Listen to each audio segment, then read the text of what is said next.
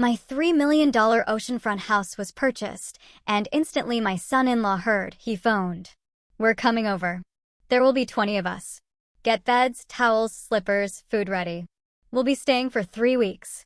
We arrive in 50 minutes, so move quickly, old man." I smiled, then devised a strategy. Imagine pouring every ounce of your soul and every last penny into building a sanctuary, a monument to the love of your life. Now, imagine someone you call family, someone brimming with entitlement, trying to turn that sacred space into their own personal frat house. My son-in-law had no idea he was declaring war on a 72-year-old engineer, and I was about to show him exactly what a battlefield I could design. You see, for 2 long years after my beloved Carol passed, I poured everything I had, every ounce of my soul, every single life saving, into building her dream house by the ocean. It wasn't just a house. This $3 million home on the La Jolla coastline was a monument. A sanctuary. Every beam, every window, every perfect ocean view was a chapter of our love story. I had just moved in, finally finding a semblance of peace amidst the memories, when my son-in-law, Damien, called. He wasted no time. The phone rang, piercing the quiet afternoon calm as the sun cast a golden glow across the living room. I was settled in Carol's favorite leather armchair, watching the waves gently kiss the shore. His name flashed on the caller ID, and a familiar weariness settled deep in my bones. I answered, putting him on speakerphone, a habit I developed to keep my hands free. And then, without even a hello, his booming voice filled the room. "Listen up, old man, and listen good. We're on our way to you. There'll be about 20 of us. Get the beds ready, towels, slippers, and food. We're staying for 3 weeks." My knuckles turned white as I gripped the armrests. My serene home, this sacred space, felt under siege. 20 people. 3 weeks. It wasn't a visit. It was an invasion. He wasn't done. His tone grew impatient, as if I were some slow-witted employee. "We'll be there in 50 minutes, so hurry up, old man." That phrase, old man, was a deliberate, condescending jab, meant to put me in my place. I looked around the room, and for a moment, it was as if Carol was right there beside me. My gaze fell on her grand piano, sheet music still resting on the keys. I saw the spot by the glass doors where we used to dance on summer evenings, the oil painting of the stormy sea she'd fallen in love with. Every object in this house whispered her name. And Damien, the man who married my daughter Olivia, was about to storm in with his noisy, disrespectful friends and turn our sanctuary into a frat house. But the anger I expected? It never came. Instead, a chilling, crystal-clear calm settled over me. It was the same feeling I'd always gotten on a construction site when I spotted a critical flaw in the structural plans. A quiet, focused resolve to fix the problem before the entire thing came crashing down. "Damien," I said, my voice perfectly even, betraying absolutely none of the storm brewing inside me. "Are you sure that's a good idea?" "A good idea," he scoffed, loud and arrogant. "Of course it is. It's a family house, isn't it? You're not just gonna rattle around in that huge mansion all by yourself, are you? We're coming to liven the place up for you." A small, cold smile touched my lips. A smile he couldn't see. He was right about one thing. Things were about to get very lively indeed, just not in the way he imagined. "All right, Damien," I replied, my tone deceptively mild. "Come on over. I'll get everything prepared." I ended the call before he could utter another word. I didn't get up. I didn't shout. I just sat there, letting the silence of the house wash over me once more. He didn't understand. To him, this house was just its monetary value, its square footage, its prime location. He didn't see the hours I'd spent with the architect, ensuring the master bedroom window perfectly framed the sunrise, just as Carol had always wanted. He didn't see the garden where I'd planted her favorite white roses and lavender, blooming now in her memory. He saw me not as his father-in-law, the man who'd walked his wife down the aisle, but as a groundskeeper, a concierge, an old man. For a moment, my heart ached for Olivia.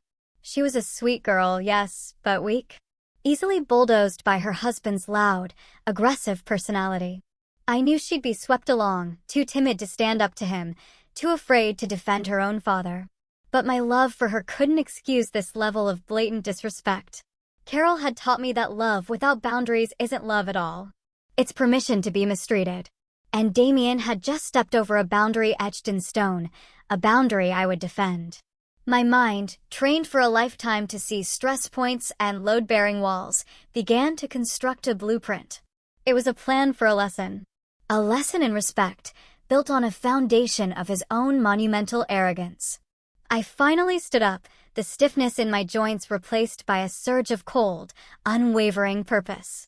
I walked over to my solid oak desk where I'd drafted countless designs over the years. I didn't call Olivia to plead with her. I didn't call my lawyer to complain. I pulled up my contacts and dialed a number saved simply as Leo Management. The phone was answered on the first ring. Leo Management, how can I help you, Mr. Miller? The voice was crisp, efficient. Hello, Leo, I said, my voice steady, clear, betraying nothing. I have a unique rental opportunity for you. High-end clientele. Requires absolute privacy. Short-term contract, 3 weeks, starting tomorrow morning. There was a brief, surprised pause on the other end. Tomorrow morning, Mr. Miller? That's quite sudden, but certainly manageable. However, my records show you were expecting family to visit. Leo was good. That's why I paid his company their substantial fee. They were discreet, thorough, always informed. There's been a change of plans, I stated simply. And these new clients have very strict requirements. They need a quiet, secure environment. I want professional security arranged for the property, around the clock. And no one, absolutely no one, who is not on the rental contract is to be allowed on the premises. That includes my relatives. Can you guarantee that? Absolutely, sir. We can have a bonded security team in place by sunup. Any rules stipulated in the contract will be enforced to the letter. Excellent, I said.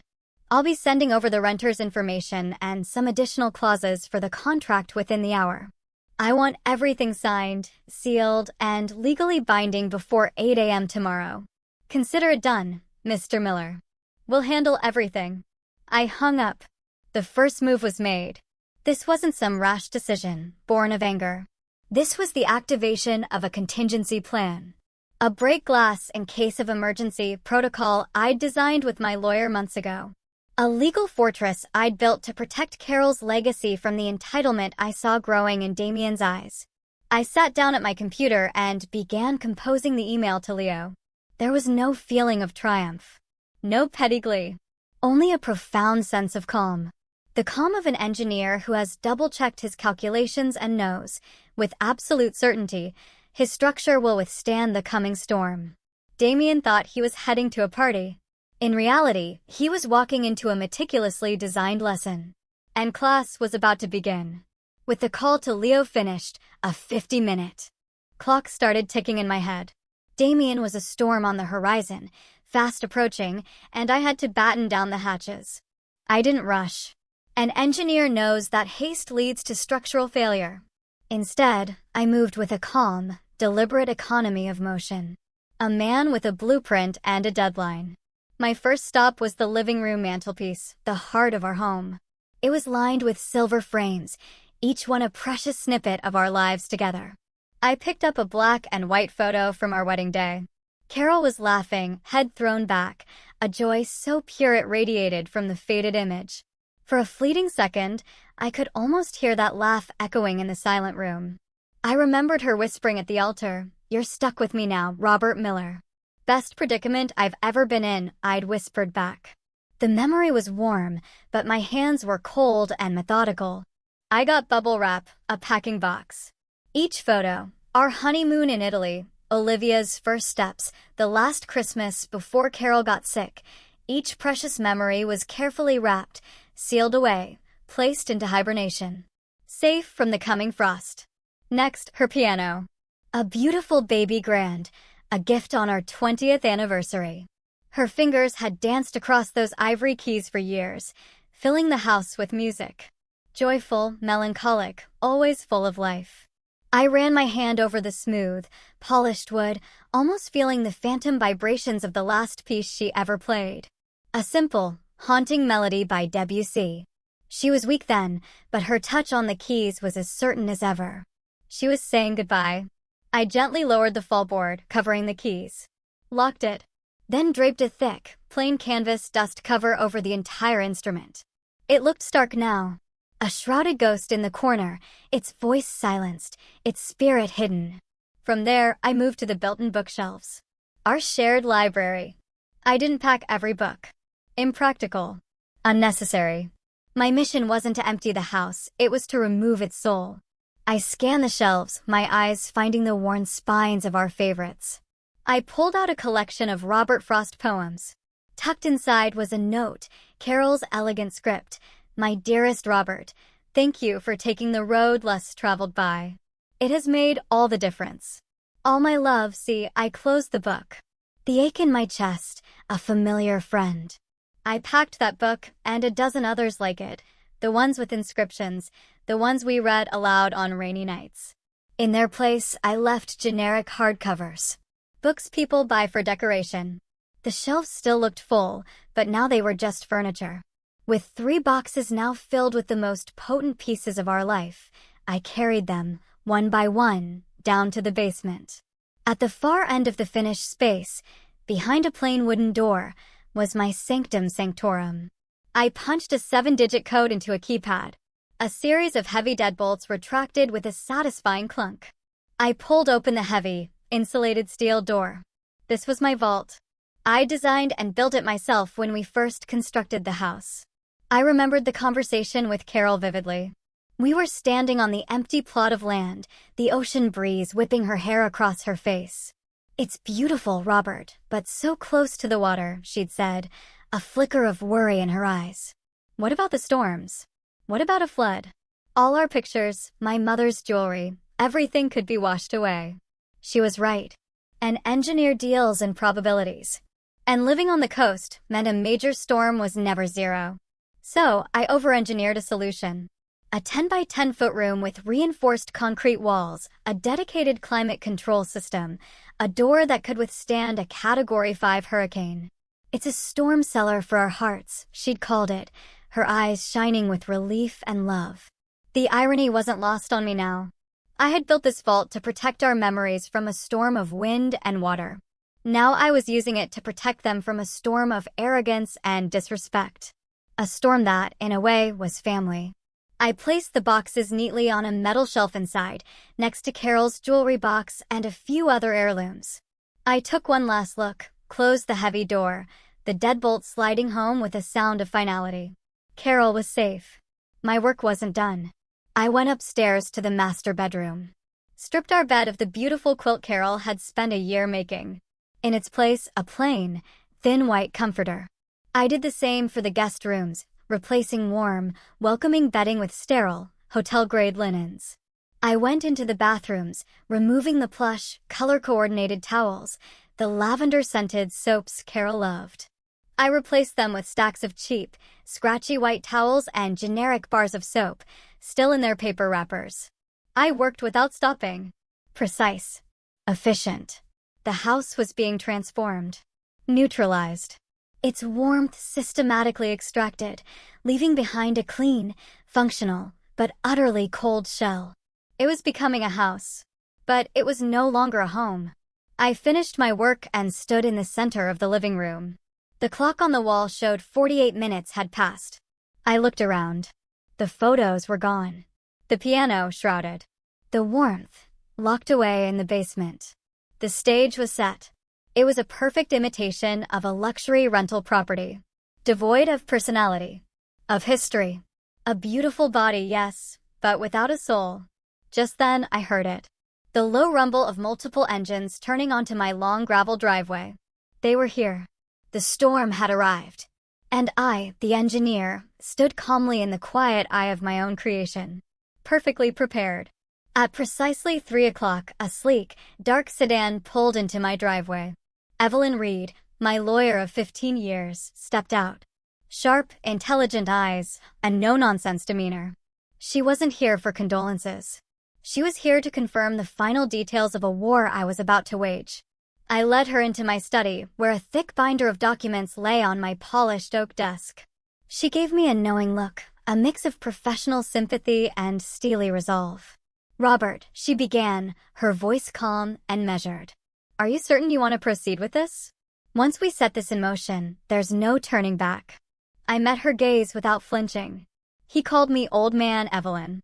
He's bringing an army to desecrate my wife's home. There is nothing left to consider. Evelyn nodded, her expression shifting from concern to pure business. She sat down, opened the binder. Very well, she said. Let's review the structure one last time, just to ensure there are no vulnerabilities. She pointed to the first page, the Carroll Miller Family Trust. As we established 2 years ago, she explained, her voice taking on the precise cadence of a legal expert, this $3 million property is not owned by you, Robert Miller, the individual. It is owned by this trust. You are the sole trustee. This is the most important legal fact in our arsenal. I nodded. It had been my idea, a way to protect the house from unforeseen liabilities. But Evelyn had crafted it into an ironclad fortress. As the trustee, she continued, you have what is called a fiduciary duty. Your legal obligation is to act in the best interest of the trust's assets. That means protecting their value and, where appropriate, making them profitable. Hosting a 3-week, non-paying party for 30 people who are likely to cause damage is a clear violation of that fiduciary duty. You would be, in legal terms, mismanaging the trust's primary asset. She paused, letting the weight of her words sink in. Conversely, she added, renting the property to a vetted, high-paying client for $120,000 is a perfect example of fulfilling your fiduciary duty. Any court in the country would see this as a responsible, prudent decision by a trustee. The legal justification was perfect. I wasn't just kicking my son-in-law out. I was fulfilling my legal obligation. Impersonal, professional, unassailable. And the clause about occupancy rights? I asked, turning a page in the binder, though I already knew the answer. I just needed to hear it again, to feel the solid ground of my plan beneath my feet. Evelyn's lips curved into a faint, satisfied smile. Ah, yes. The masterstroke.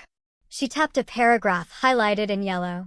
This clause grants the beneficiaries, in this case, your daughter Olivia, certain rights, including the right to use and occupy the residence, subject to your approval as trustee. And you were concerned that Damien's lawyer, should he ever hire a competent one, might argue this clause gives them a right to be here even without a rental agreement? I confirmed. Exactly. So, let's talk about the supplementary agreement. Evelyn reached into her leather briefcase, producing a separate, much thinner folder. She opened it to reveal a single document. This, she said, her voice dropping slightly, is the document Olivia signed 2 years ago. The Gifted Funds and Asset Protection Agreement. I stared at it. I remembered that day perfectly. Olivia and Damien had been so excited. I'd just given them a cashier's check for $250,000 for the down payment on their first house. They were so grateful, so full of promises about how they would take care of me in my old age. As part of the transaction, and as a condition of my co-signing their mortgage, Evelyn had drafted this standard agreement. It seemed like a simple formality. The agreement states, Evelyn read aloud, that in consideration for the significant financial gift and the liability taken on by the cosigner, the beneficiary, Olivia Miller, voluntarily waives any and all future claims to use and occupancy rights of the cosigner's primary residence. It was designed to prevent exactly this situation, a child taking a parent's money and then also claiming a right to their home as if it were a common family asset. It was a legal checkmate. Damien and Olivia had been so blinded by that $250,000 check, they'd signed away their rights without a second thought. They'd sold their key to this house for the key to their own. They just didn't know it yet. I leaned back in my chair, a wave of sadness washing over me. Carol would be heartbroken, I said quietly. She never wanted to see the family divided like this. Evelyn's expression softened. Carol was a wonderful woman, Robert, but she was not a fool. She knew Damien's character. She would not want to see her legacy of love and peace twisted into a license for disrespect. She would want you to protect this home. To protect your peace. This isn't about dividing the family. It's about teaching one member of it that actions have consequences. She was right. This wasn't an act of aggression. It was an act of preservation. I was defending the border of my life, a border Carol and I had built together. Evelyn closed the folders. I have certified copies of everything. The trust documents, the signed waiver, and a draft of the cease and desist letter. I will be on standby. Just give me the word, and I will be here within 30 minutes. I stood up and shook her hand. Thank you, Evelyn. For everything. She gave my hand a firm squeeze. Protect yourself, Robert. As I watched her car pull away, I felt a sense of grim finality. The legal trap was set. Every spring was coiled. Every gear was in place. All that was left was for the mouse to take the bait. Just as I was about to put my phone away, it buzzed in my hand. Olivia. My daughter. My heart gave a small, painful lurch. A part of me, the father in me, had been hoping she would call. That she would have the strength, the decency, to apologize for her husband's behavior. This was her chance. Her final off-ramp before the collision I had so carefully engineered. I took a deep breath, answered, keeping my voice neutral. Hello, Olivia. On her end, a cacophony of loud voices, music. I could hear Damien shouting to one of his friends. Dad, hi. Her voice was strained, artificially bright. We're almost there. Can you believe it? Traffic was crazy, but we're just about 10 minutes out. Isn't this exciting? Exciting was not the word I would have chosen. Invasive, presumptuous, disrespectful. All those came to mind. I'm aware of your estimated time of arrival, Olivia, I said calmly.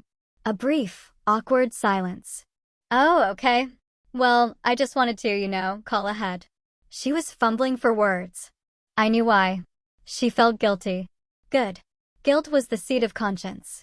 The question was whether she would allow it to grow. Listen, Dad, she continued, her voice dropping to a near whisper, as if she didn't want Damien to overhear. I'm sorry about Damien. He gets a little over the top when he's excited.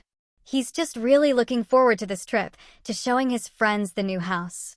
She was making excuses for him, as she always did. Smoothing things over. Avoiding conflict. Pretending his arrogance was just boyish enthusiasm. I remembered when she was 12.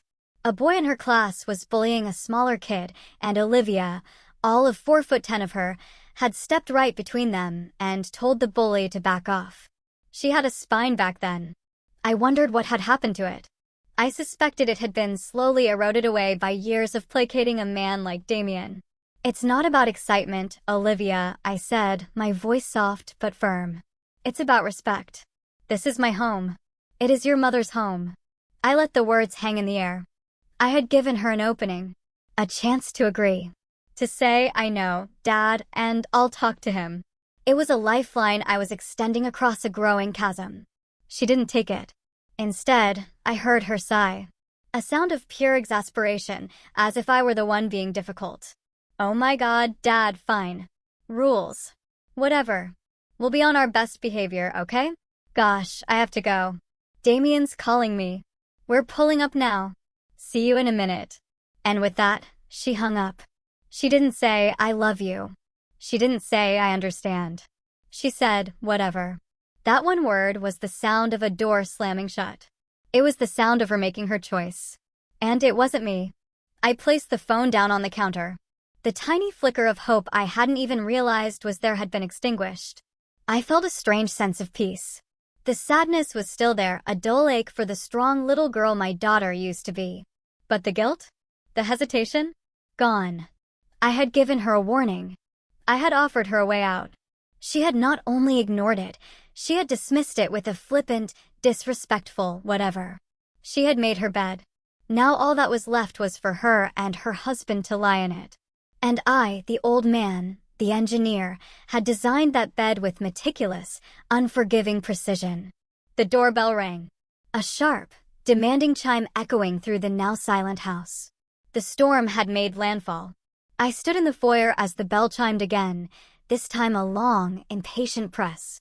Before I could even move, the front door swung open with a force that made it bang against the interior wall, leaving a small crescent-shaped dent in the plaster. And there stood Damien, silhouetted against the bright afternoon sun.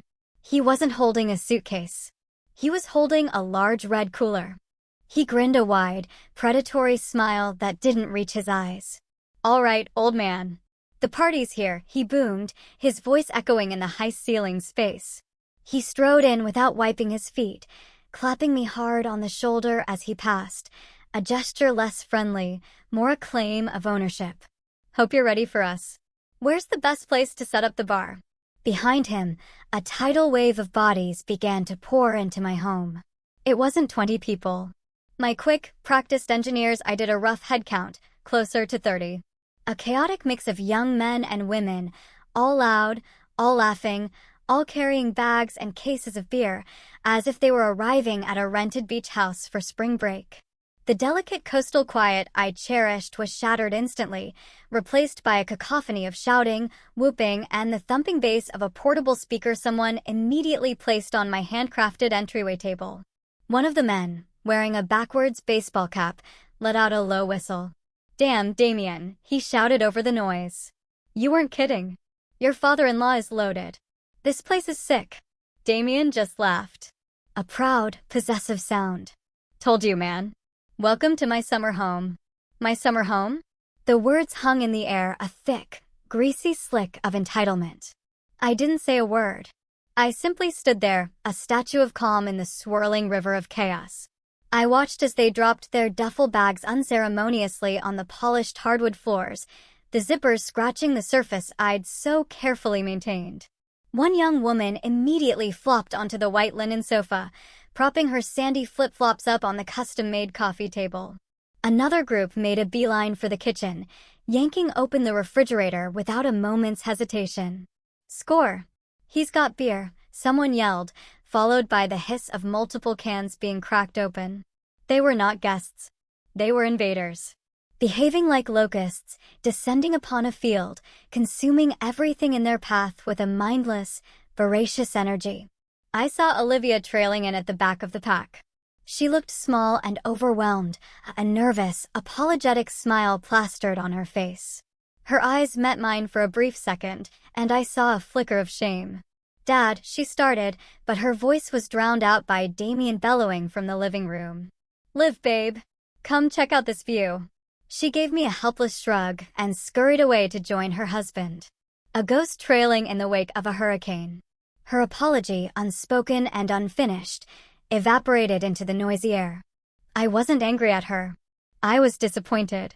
She was a willing participant in the desecration of her own childhood memories. My role in all of this was simply to be an observer. A scientist watching a colony of ants, noting their behavior, their patterns, their complete disregard for the structure they had infested. When Damien strode up to me and asked where the best bedrooms were, I simply gestured vaguely towards the staircase. I watched as his friends swarmed up the stairs, their loud footsteps echoing through the house. Shouts of, "I call this one," and "Dude, look at this bathroom." They were claiming rooms like conquerors, planting flags on newly seized territory. My home, my sanctuary, being carved up and distributed amongst a mob of strangers. Damien himself reappeared at the top of the stairs a few minutes later, a triumphant look on his face. "Hey, old man," he yelled down to me. "I'm taking the master bedroom. That view is insane. Hope you don't mind." He didn't wait for an answer. He disappeared back into the room that had been mine and Carol's. The room where she had spent her final peaceful days, looking out at the ocean she loved. He was sleeping in her bed. The thought didn't trigger a hot flash of rage. Instead, it was like a final, heavy piece of steel locking into place in the structure of my resolve. Every act of disrespect, every shouted word, every piece of carelessly discarded trash was another rivet. Another weld. Making my plan stronger, more absolute. They weren't just damaging my property. They were erasing the memory of my wife with their loud, selfish existence. I stood there amidst the growing chaos and felt nothing but the cold, hard certainty of a blueprint about to be executed. They thought they had captured the castle. They had no idea they were in a cage of their own making. And I, the quiet old man in the corner, was about to turn the key. That evening, the first signs that their luxurious vacation wouldn't be quite what they'd envisioned began to appear. After they'd claimed their rooms and cracked open their third or fourth beers, Damien decided it was time for music. He swaggered over to the state-of-the-art integrated sound system I'd installed, a system that could make the entire house vibrate with crystal-clear audio. I'd watched him brag about it to his friends earlier. "Wait till you hear this thing," he'd said with a smug grin. Old man went all out.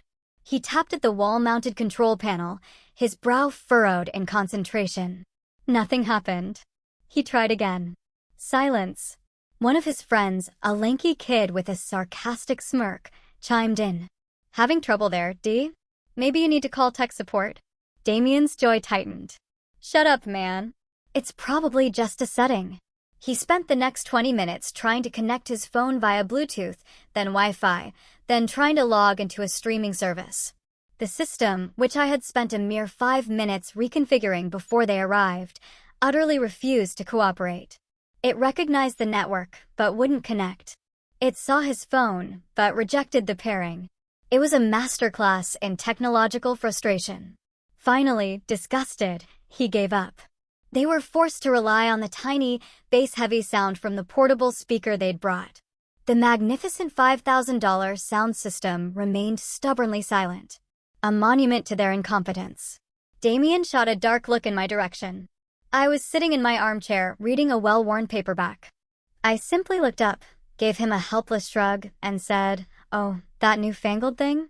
I never can get it to work right. Too many buttons for an old man like me." The next challenge was the Wi-Fi. In an age of constant connectivity, a slow internet connection is a form of torture.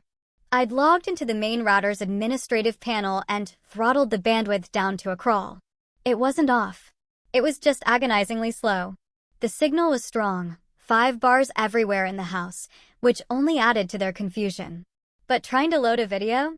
Impossible. Streaming a movie on the giant 8K television? A laughable fantasy. Even scrolling through social media was a buffering nightmare. I watched them, a pack of digital natives, suddenly cast into the technological dark ages. Their faces illuminated by the pale, frustrated glow of their phone screens. They were like children who had been given a complex toy with no instructions and dead batteries. The beautiful house was their prison, a gilded cage with terrible reception. The grumbling grew louder that night. The house has 6 full bathrooms, and the line for showers was long, but it moved faster than expected for a simple reason. Earlier, I'd walked down to the basement and turned the thermostat on the massive 80-gallon water heater down to its lowest setting. It wasn't cold, but it was lukewarm.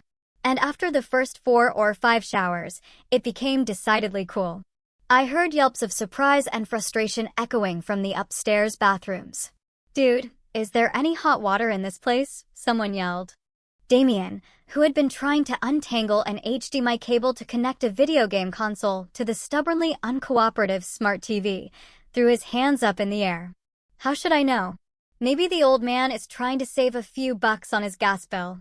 The morning brought a fresh wave of misery for the hungover horde.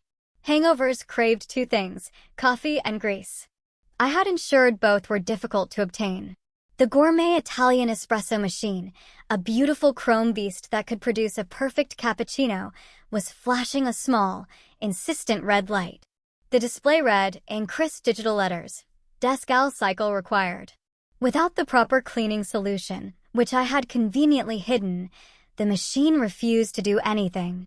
I had, however, left out a small, cheap drip coffee maker and a can of generic coffee.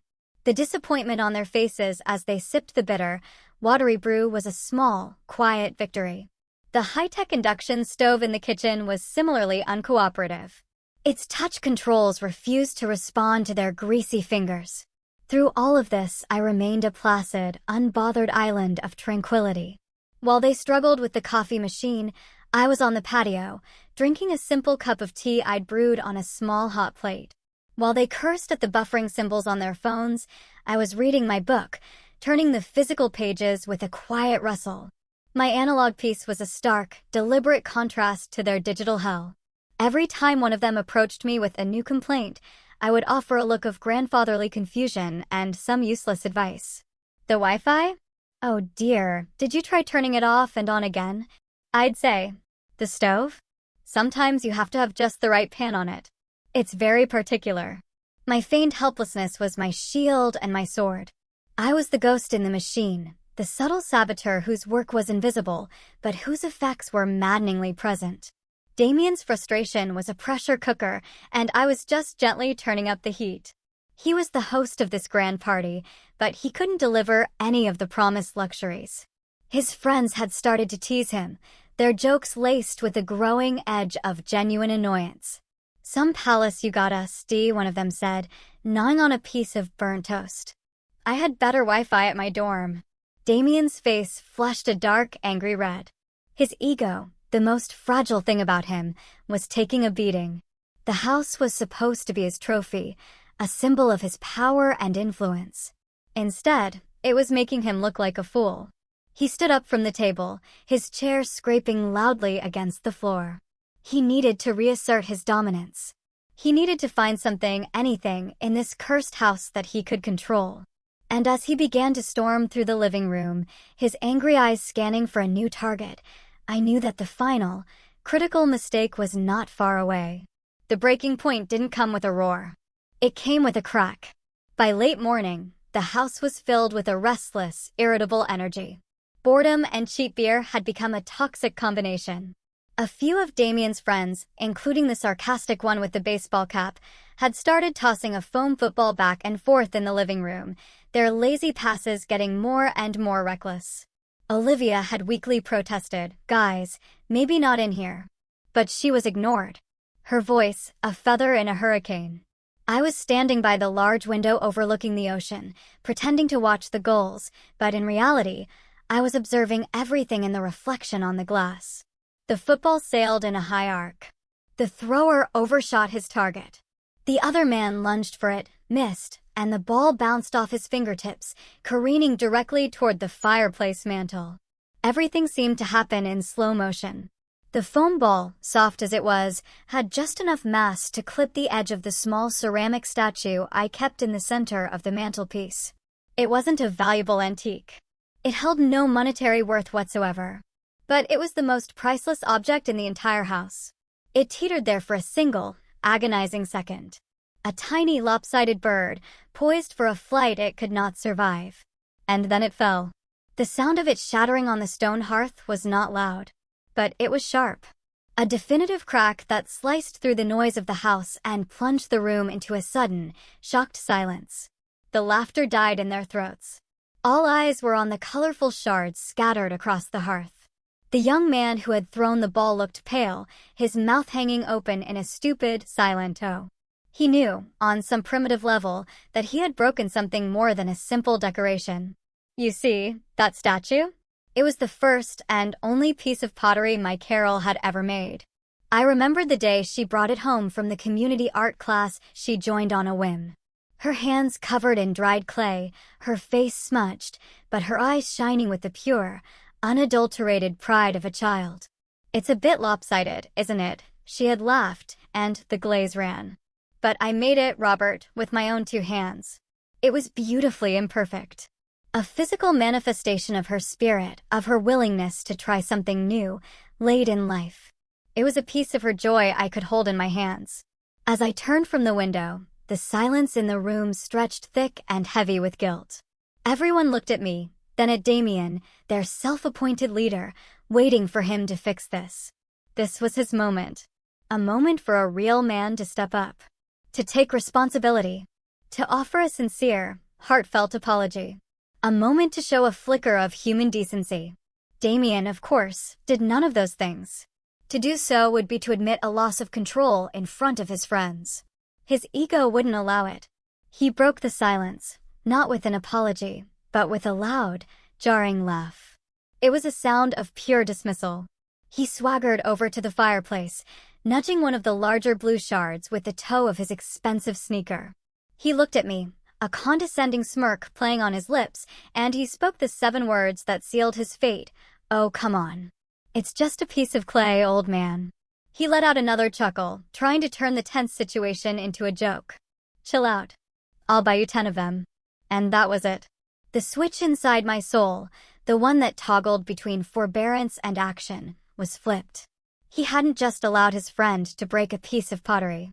He had, with his words, deliberately and cruelly shattered the memory it contained. He had looked at a piece of my wife's soul, a piece of her effort and her joy, and declared it worthless. He had called it just a piece of clay. In that moment, he wasn't just my arrogant son-in-law. He was a vandal who had defaced a holy place. I didn't shout. I didn't rage. I didn't even speak. I simply looked at him. My face, I imagine, was completely devoid of emotion. A blank slate. The calm of the abyss. I held his gaze for a long, silent moment, and I saw a flicker of unease in his eyes for the first time. He had expected me to yell, to be the hysterical old man. My utter stillness was something he didn't understand, and it scared him. Then, I turned my back on him. On all of them. I walked slowly, deliberately, toward my study. "Hey," Damien called after me, his voice suddenly laced with a nervous uncertainty. "Hey, where are you going? Don't be so dramatic." I didn't answer. I didn't look back. I closed the study door behind me with a soft, final click. The period of observation was over. The time for consequences had begun. I went to bed that night, but I did not sleep. I simply lay in the guest room, listening to the cacophony of my home being violated. The party finally died down in the early hours of the morning, replaced by the sounds of drunken snoring from multiple rooms. When the sun rose, I was already up, showered, and dressed. I sat on the back patio with a cup of tea, watching the waves and waiting. The house behind me was a disaster zone, a graveyard of the previous night's debauchery. The living room was littered with a dozen empty pizza boxes, red plastic cups scattered everywhere, some still containing a nauseating mixture of beer and cigarette butts. A sticky puddle of something was drying on the hardwood floor near the kitchen, and a single, sadly looking sock lay abandoned on a lampshade. The first of Damien's friends shambled out of a bedroom around 9 a.m., a blurry-eyed young man wearing nothing but wrinkled basketball shorts. He grunted, scratched his stomach, and made his way toward the kitchen, presumably in search of water. But he stopped dead in the entryway, his mouth falling slightly ajar. He blinked several times, as if trying to clear a particularly stubborn, hangover-induced fog from his brain. Standing serenely in the middle of the chaotic living room were 4 people who did not belong. A man, a woman, and 2 children, all impeccably dressed. The man, who I knew to be Mr. Tanaka, wore crisp linen trousers and a perfectly ironed white shirt. His wife wore an elegant, flowing sundress, and their 2 children, a boy and a girl, stood quietly by their side, looking as if they had just stepped out of a high-end clothing catalog. Next to them stood Leo, my property manager, in a sharp navy suit, holding a leather-bound portfolio. It was as if a page from a minimalist design magazine had been dropped into the middle of a landfill. The contrast was so extreme, so jarring, it felt completely surreal. The Tanaka family surveyed the scene of destruction, not with disgust or anger, but with a look of calm, detached neutrality. Mr. Tanaka's eyes swept over the mountains of trash, his expression unreadable. Mrs. Tanaka noticed Damien's bewildered friend staring at them. She offered him a small, polite smile and a slight, graceful bow of her head. The gesture was so out of place in the squalor of the room that it seemed to break the young man's brain. He just stared, unable to process what was happening. Slowly, more of the hungover horde began to emerge from the bedrooms, drawn by the unusual quiet. Each one had the same reaction. They would appear. See the mess. See the silent, elegant family standing in the middle of it. And just stop. Utterly confused. The usual morning grumbling was replaced by hushed, frantic whispers. Who the hell are they? Is this like the old man's family? Why are they dressed like that? The atmosphere in the room grew thick with unspoken questions and a bizarre, silent tension.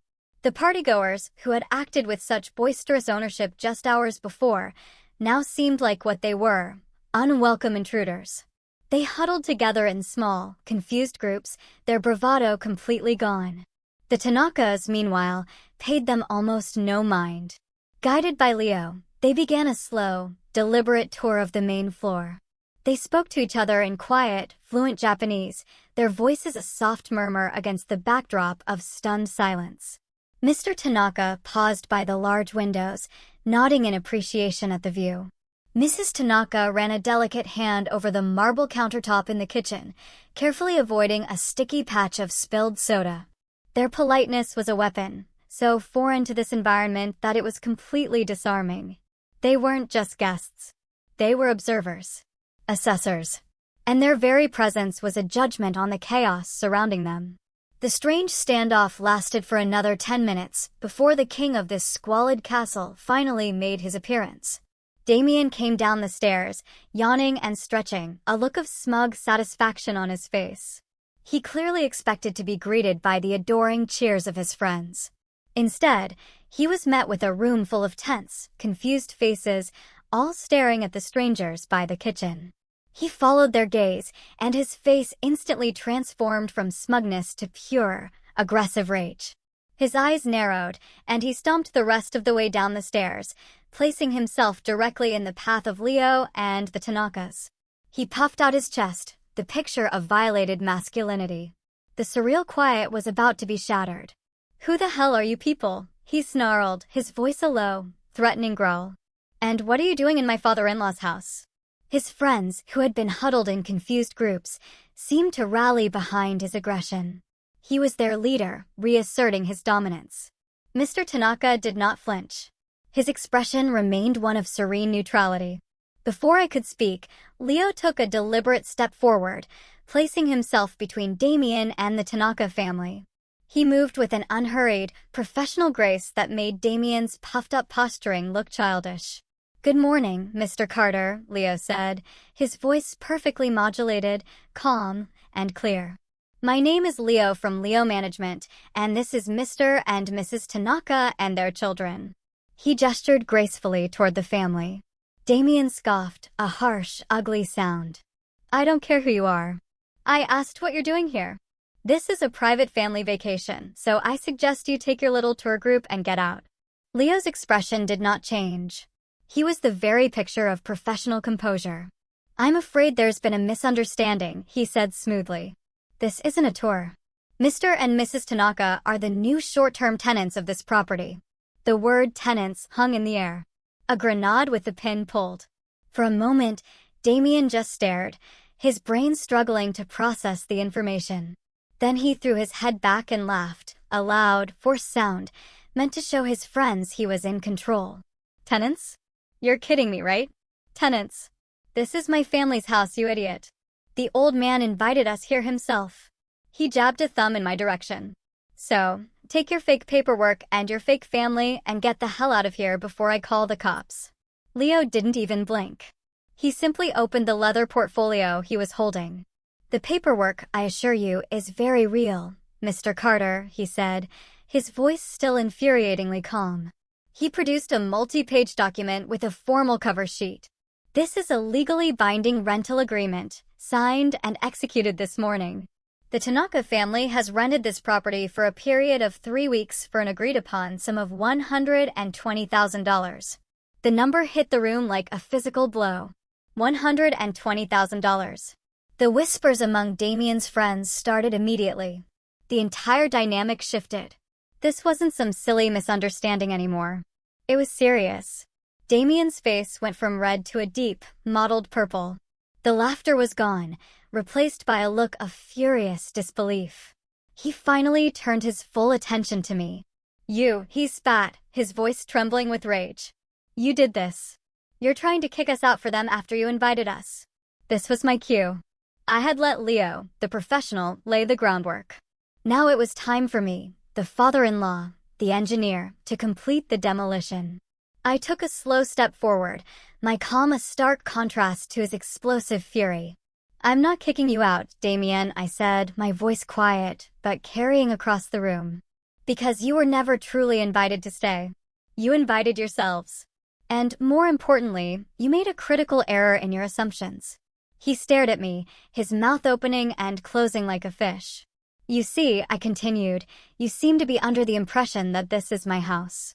A wave of confusion washed over his face. "Of course it's your house. What kind of stupid game are you playing?" "It's no game," I said. "Legally, this property is not owned by me, Robert Miller, the individual. It is owned by a legal entity. It is the primary asset of the Carroll Miller Family Trust. The words, formal, clinical, were like a foreign language to him. Fiduciary duty. Trustee. Asset. It was a battlefield he didn't know how to fight on. Your mother's trust, Olivia whispered from the side of the room, her face pale.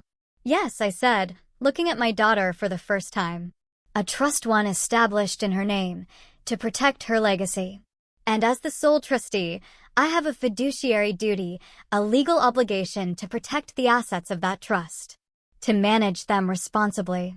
I let my gaze drift over the trashed living room. The empty beer cans. The discarded pizza boxes.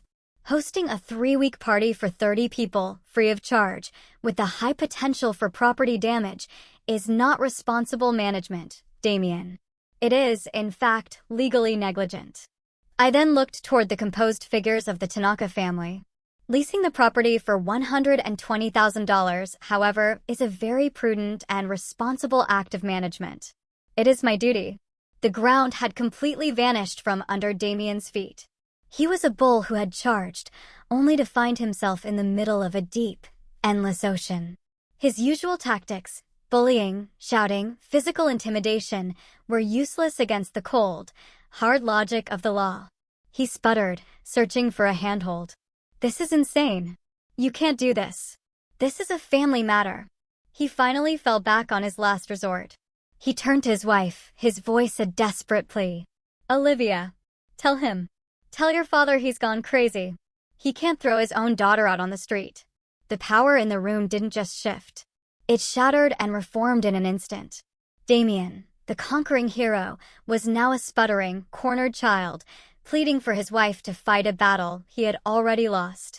Everyone in the room, his friends, the Tanakas, Leo, all turned to look at my pale, trembling daughter. The choice was now hers. All eyes in the room fell upon my daughter. Olivia stood frozen, a deer caught in the headlights, trapped between the furious demands of her husband and the quiet, unyielding presence of her father.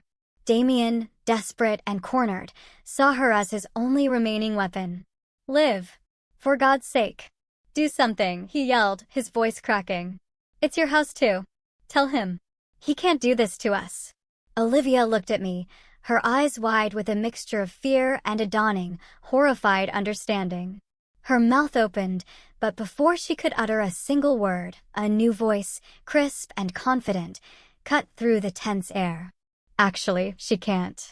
The voice came from the front doorway. Standing there, as if she had materialized out of thin air, was Evelyn Reed. She was the picture of corporate power, dressed in a perfectly tailored gray suit, her leather briefcase held firmly in one hand. She exuded an aura of calm authority that instantly commanded the attention of everyone in the room. Her arrival was the final piece of my plan, the checkmate I had held in reserve. Leo gave her a subtle, professional nod. He had clearly called her the moment things had begun to escalate, just as we had arranged. Evelyn walked into the living room, her heels clicking purposefully on the hardwood floor. She didn't look at the mess. She didn't look at Damien's friends. Her sharp, intelligent gaze was fixed solely on Damien and Olivia. I apologize for the intrusion, she said, though her tone suggested she was not sorry at all. My name is Evelyn Reed. I am the legal counsel for the Carroll Miller Family Trust. Damien stared at her, dumbfounded. Another one. What is this, some kind of legal ambush? Evelyn ignored him, turning her attention to Olivia. Her voice softened slightly, but it retained a core of unyielding steel. Olivia, she said, your husband seems to be under the impression that you have a legal right to be in this house. He is mistaken, and I believe you know why. Olivia's face, already pale, turned a ghostly white. She knew exactly what Evelyn was talking about. She started to shake her head, a small, desperate gesture of denial. I believe this will refresh your memory, Evelyn continued, opening her briefcase and pulling out a slim document. She held it out. It was the Gifted Funds and Asset Protection Agreement. You signed this document 2 years ago, Olivia. Do you remember? Evelyn's voice was patient, like a teacher guiding a slow student to an inevitable conclusion. It was on the day your father gave you and your husband a cashier's check for $250,000 to be used as a down payment on your lovely home in the city. She let the number hang in the air. $250,000. I saw some of Damien's friends exchange wide-eyed glances. The scale of my generosity and their subsequent greed was being laid bare for all to see. This document, Evelyn went on, her voice becoming sharper, more clinical, was a standard and very sensible condition of that financial gift. Your father not only gave you that substantial sum, but he also co-signed on your mortgage, taking on significant financial liability for your debt. She looked directly at Damien, now her eyes cold. When a person of means does something like that, Mr. Carter, they take legal steps to protect their own assets from the potential financial irresponsibility of the people they are helping. It's called smart estate planning. She then turned back to Olivia. The agreement you signed is very simple. In it, you acknowledge the receipt of the $250,000, and in consideration for that gift, you willingly and with full legal understanding waived any and all future claims to what is legally termed use and occupancy rights of your father's primary residence, which is the property owned by the trust. She paused. In layman's terms, Olivia, you sold your right to be here. You sold it for $250,000. It was a knockout blow, delivered with surgical precision. The room was utterly silent, save for the sound of the ocean waves outside. The truth, in all its brutal, contractual glory, had been revealed. The plan wasn't a spontaneous act of revenge. It was a long-term, carefully constructed consequence. Damien and Olivia's own greed, their eagerness to take my money without reading the fine print, had been the ink that signed their own eviction notice. Damien looked at Olivia, his face a mask of utter betrayal. You signed this? You signed this without telling me, he whispered, his voice laced with disbelief. Olivia just stood there, tears welling in her eyes, unable to speak. The foundation of their parasitic partnership had just crumbled into dust. They had been so eager to cash the check, so blinded by the big number, that they had willingly walked into a trap of their own making. I had given them the rope, and they had fashioned their own noose. Evelyn Reed closed her briefcase with a soft, final snap. The sound echoed in the silent room like a judge's gavel. The case was closed. The silence that followed Evelyn Reed's final, devastating sentence was heavier than any I had ever experienced in this house. It was a silence filled with the wreckage of lies and the stark, cold reality of a perfectly executed plan. Damien stood as if he'd been turned to stone, his face a grotesque mask of shock and rage. His friends, the boisterous, arrogant pack who had followed him here, now looked like nervous strangers, their eyes darting between Damien and Evelyn, then to the door, clearly calculating the fastest route of escape. Olivia had collapsed into a nearby armchair, her body racked with silent, choked sobs. She stared at the document in Evelyn's hand as if it were a venomous snake. Just as Evelyn finished her sentence, as if on a silent, predetermined cue, two large men in simple dark suits stepped through the open front door. They were not police officers, nor thuggish bouncers. They moved with the quiet, imposing confidence of corporate security, the kind of men who protect executives and assets, not break up bar fights. Their presence was a calm, physical manifestation of the new reality. Leo, ever the professional, stepped forward. "Mr. Carter," he said, his voice leaving no room for argument, "this is our security detail. They're here to ensure a smooth and orderly transition for our new tenants. They will now escort you and your guests while you gather your belongings." This was the final indignity. The last, most humiliating blow. Damien, a man whose entire identity was built on bluster and dominance, was now to be supervised like a naughty schoolboy. He finally snapped out of his stupor, his face contorted in a last, desperate burst of fury. "Escort me? You're not escorting me anywhere," he roared, taking a step toward Leo. But one of the security men moved with surprising speed, placing himself effortlessly between them. He didn't touch Damien. He didn't have to. He was a wall of calm, immovable muscle. "Sir," the guard said, his voice deep and completely devoid of emotion, "we need you to gather your things now. Please do not make this difficult." His politeness was more intimidating than any threat could ever have been. It communicated that Damien was no longer a factor to be negotiated with. He was simply a task to be completed. His rage was a fire hose directed at a granite wall. It had no effect. He looked around at his friends, his eyes pleading for backup, for someone to join his rebellion. He found no allies. They were already scurrying toward the rooms they had claimed, hastily grabbing their bags, their faces a mixture of fear and embarrassment. They avoided his gaze. Their loyalty was as shallow as their respect. They were rats, and the ship was not only sinking, it was already at the bottom of the ocean. As the supervised pack-up began, a walk of shame conducted in near silence, my attention turned to Olivia. The chaos of her husband's eviction was just background noise to the quiet, complete collapse happening in the armchair. The architecture of her denial had crumbled to dust, and she was left staring at the wreckage of her own choices. Her tears weren't for the lost vacation or the humiliation. They were tears of profound, soul-crushing realization. I could see it in her eyes as she looked from the signed waiver to her husband, being calmly herded out of the house like livestock, and finally to me. She was seeing the entire timeline in a flash. The $250,000 check she had so eagerly accepted. The legal document she had so carelessly signed. The countless times she had enabled Damien's disrespect. The final, dismissive whatever on the phone. She saw that this wasn't a punishment her father had inflicted upon her. This was a consequence she had earned. She finally looked at me, her face streaked with tears. Her voice a broken whisper. "I'm so sorry, Dad," she breathed, the words barely audible. "I'm so sorry." It was the first honest thing she had said in years. Before I could respond, Damien was being herded toward the front door, his arms full of clothes he had hastily ripped from the closet. He stopped in front of Olivia's chair. "Liv, let's go," he demanded, his voice a pathetic attempt at its former authority. "Come on, we're leaving." Olivia didn't move. She just shook her head, burying her face in her hands. Her sobs now audible. She wasn't going with him. The spell was broken. She saw him finally for what he was, not a strong, confident man, but a greedy, hollow child. His face fell. In that moment, he lost more than a free vacation. He lost his accomplice, his enabler, his wife. He was alone. The last of his friends' cars roared down the driveway, eager to escape the scene of their leader's downfall.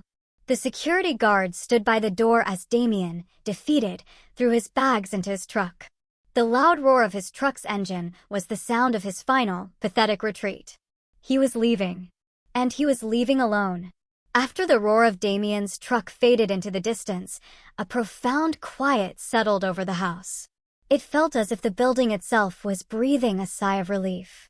Olivia remained in the armchair, her sobs having subsided into a series of quiet, hiccuping breaths.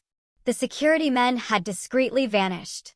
Leo and Evelyn were speaking in low tones by the door, handling the final logistics.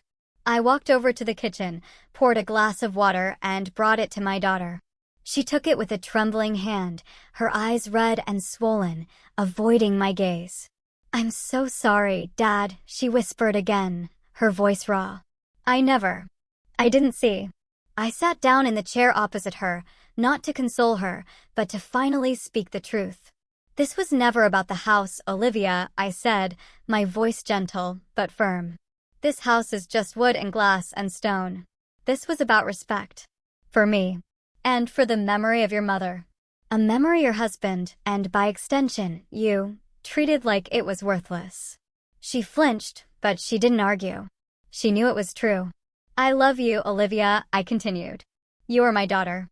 But love does not grant you a key to someone's soul. Respect is the price of entry.